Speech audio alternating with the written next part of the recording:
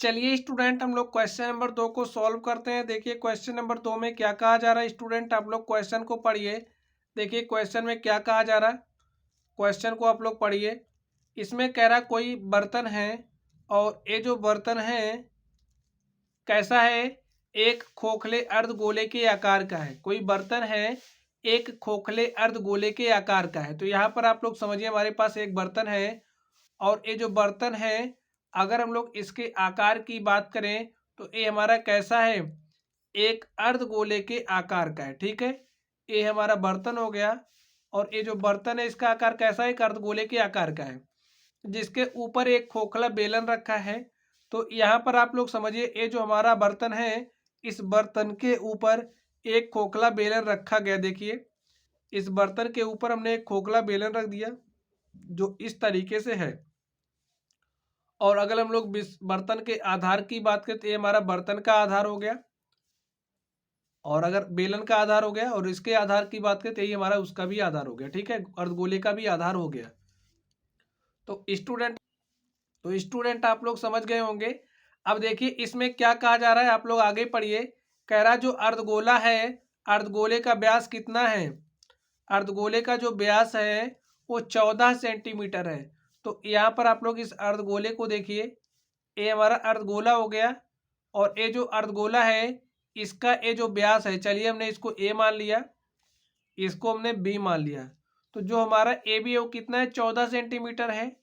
तो अगर हम लोग इसके त्रिज्या की बात करें तो त्रिज्या हमारी यही हो जाएगी, ए बी का आधा हमारी त्रिज्या होगी।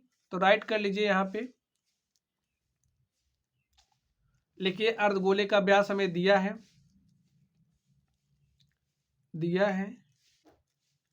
अर्धगोले का जो व्यास हमने लिया ए बी हमें कितना दिया है, ए बी हमें 14 सेंटीमीटर दिया है।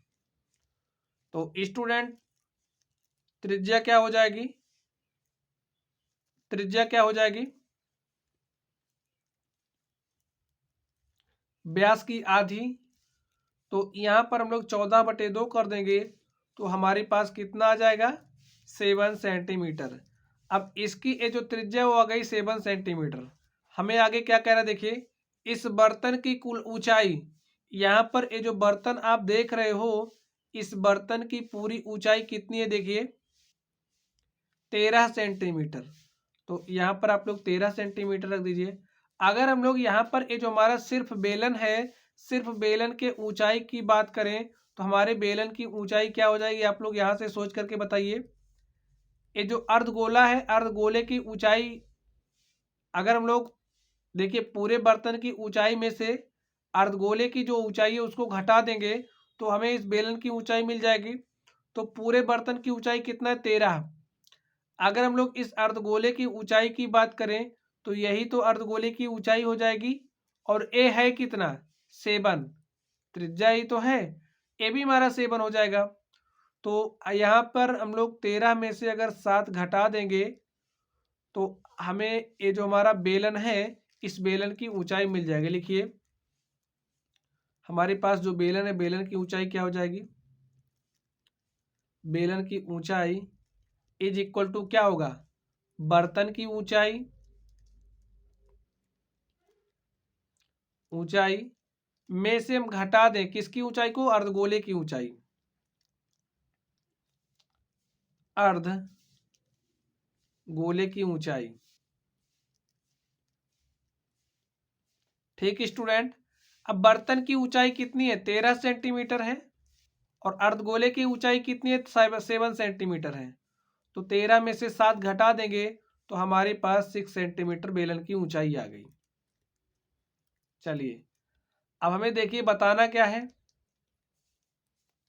हमें बताना क्या है, इस बर्तन का आंतरिक पृष्ठीय क्षेत्रफल, हमें क्या बताना है, बर्तन का आंतरिक पृष्ठीय क्षेत्रफल। अब आप लोग ध्यान से देखिए हमें बताना क्या है, ये जो बर्तन आप देख रहे हो समझिए हम बर्तन के अंदर का ये जो क्षेत्रफल है, देखिए बर्तन के अंदर की तरफ से देखिए हमें इसका क्षेत्रफल बताना है, पूरे का देखिए हमें कितना क्षेत्रफल बताना है, अंदर से ही बताना है इसका क्षेत्रफल और यहाँ पर देखिए हमें इसका क्षेत्रफल बताना है। ठीक है, हमें बर्तन का जो आंतरिक भाग है उसका आंतरिक पृष्ठीय क्षेत्रफल बताना है।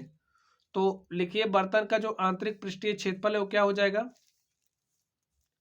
बर्तन का आंतरिक पृष्ठीय क्षेत्रफल, बर्तन का आंतरिक पृष्ठीय क्षेत्रफल।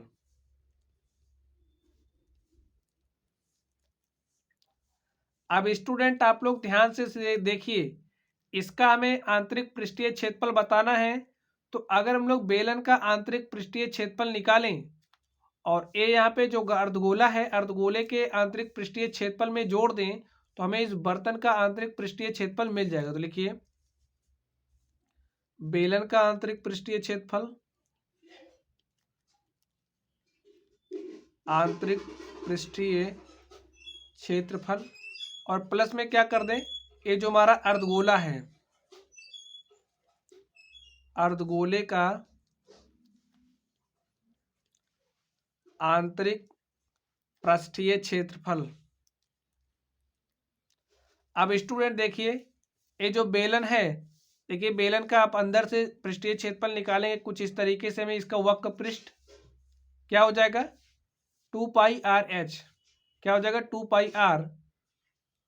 तो इसकी त्रिज्या क्या है, देखिए बेलन की त्रिज्या क्या है 7 है, बेलन की त्रिज्या क्या है 7 है, तो यहाँ पर आप 7 राइट कर दीजिए। और अगर हम लोग बेलन के ऊंचाई की बात करें तो बेलन की ऊंचाई हमारी क्या है 6 है, तो यहाँ पर आप लोग 6 राइट कर दीजिए। प्लस अर्धगोले का पृष्ठीय क्षेत्रफल, तो अगर हमारे पास कोई पूर्ण गोला होता है और इसके क्षेत्रफल की बात करते हैं पृष्ठीय क्षेत्रफल की, तो हमारा 4πr² होता है।